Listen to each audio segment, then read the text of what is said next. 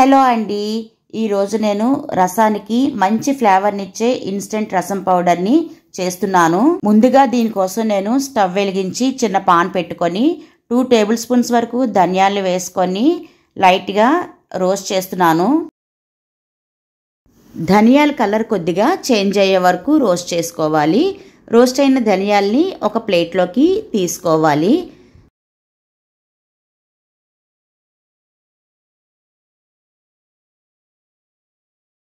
Next అదే పాన్లో 2 spoons వరకు కందిపప్పును కూడా తీసుకొని దోరగా ఫ్రై చేయాలి.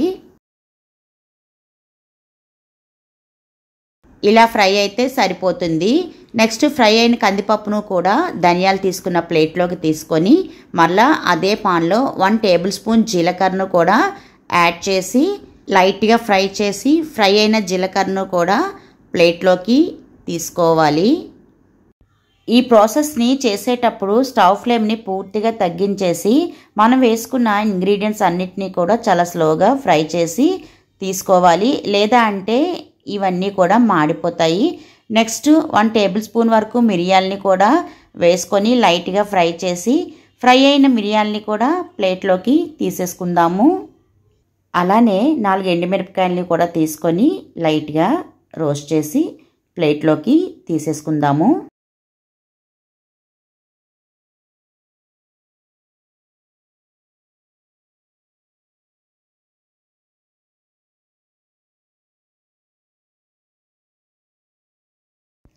నెక్స్ట్ 1/2 టేబుల్ స్పూన్ మెంతులను కూడా తీసుకొని లైట్గా ఫ్రై చేసి ప్లేట్లోకి తీసుకోవాలి.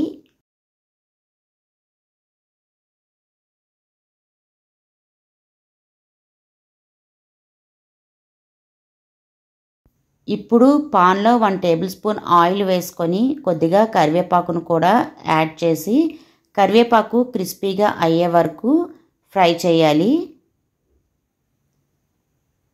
కొద్దిగా కరివేపాకు ఫ్రై అయిన తర్వాత ఇంగువను ఫ్లేవర్ కోసం కరివేపాకులోని యాడ్ చేసి 10 సెకండ్స్ వరకు కరివేపాకుతో పాటు ఫ్రై చేసి ఫ్రై అయిన ఈ కరివేపాకును కూడా ప్లేట్లోకి తీసేసుకుందాము.